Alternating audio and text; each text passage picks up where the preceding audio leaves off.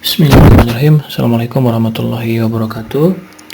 Baik, sekarang kita akan masuk ke materi matematika peminatan kelas 11. Masih kita melanjutkan materi di polinomial. Nah, tapi yang sekarang kita akan bahas adalah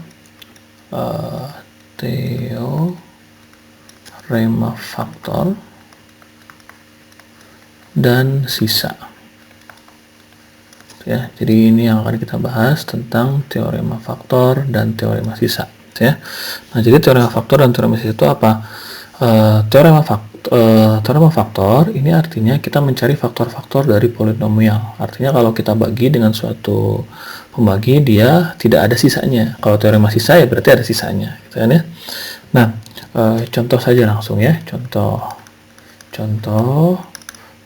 nomor 1. Contoh nomor 1, pertanyaannya adalah tentukan sisa dari, misalkan ya, saya punya A, soalnya adalah 12x pangkat 4 kemudian dikurangi 40x pangkat 3 kemudian ditambah 27x kuadrat kemudian ditambah 13x dikurangi 6. Nah, ini dibagi oleh x tambah 1, gitu ya. Kemudian yang B, saya punya 2x pangkat 3 ditambah 4x kuadrat dikurangi 6x ditambah 7. Ini berapa sisanya kalau dibagi oleh 2x min 1, gitu kan ya. Nah, untuk mencari teorema untuk mencari sisanya itu kan kalau kita kemarin kita menggunakan cara bagi kurung atau Dohorner ya. Nah, ini untuk mencari kalau misalnya pertanyaannya hanya mencari sisanya saja, itu gampang saja. Caranya adalah kita jawab dulu ya. Jawab untuk yang A. Nah, yang A ini kita punya x tambah 1 kan. Langkah yang pertama, kita tuliskan dulu fx-nya. Fx-nya itu adalah fungsi dari ini. Ya, jadi terus ulang. 12x pangkat 4 dikurangi 40x pangkat 3 ditambah 27x kuadrat kemudian ditambah 13x dikurangi 6, gitu kan ya.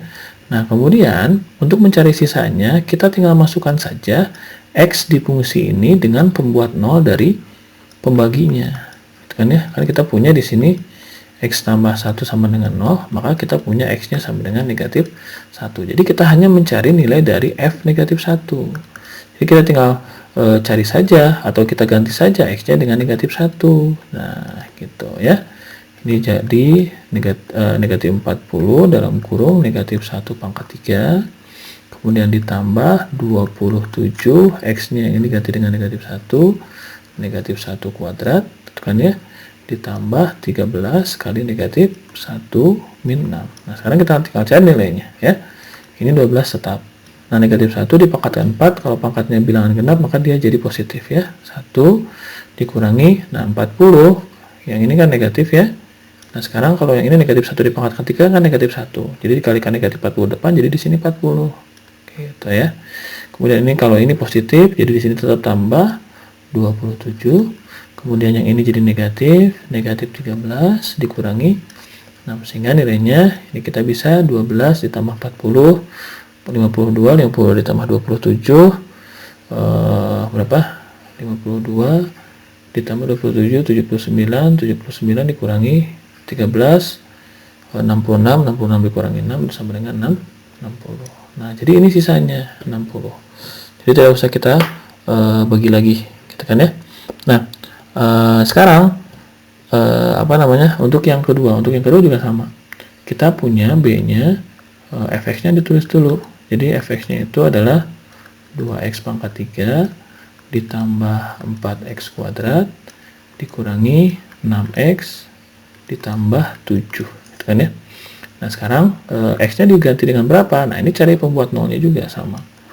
Kita cari pembuat nolnya kan 2x min 1 sama dengan 0. Berarti di sini 2x negatif 1-nya pindah jadi positif, maka x-nya sama dengan 1/2. 2. Nah, jadi kita tinggal mencari nilai dari F setengah gitu ya.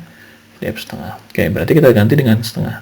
Di sini berarti 2 dikalikan X-nya diganti dengan setengah pangkat 3 ditambah 4 kali setengah kuadrat kan ya, dikurangi 6 dikalikan setengah ditambah 7 kan ya. Nah, sekarang baru kita cari 2-nya tetap, ini setengah dipangkatkan 3, 1 dipangkatkan 3, 2 dipangkatkan 3. Jadi hasilnya 1/8 ya. Ditambah 4, pengalinya adalah 1 dikuadratkan 1, 2 dikuadratkan 4 kan ya. Dikurangi 6 dikalikan 1 kan 6 dibagi 2 jadi 3, di sini negatif 3 ditambah 7. Oke, sekarang ini kita selesaikan. 2 dikalikan 1 2 dibagi 8 jadi 2/8 ya.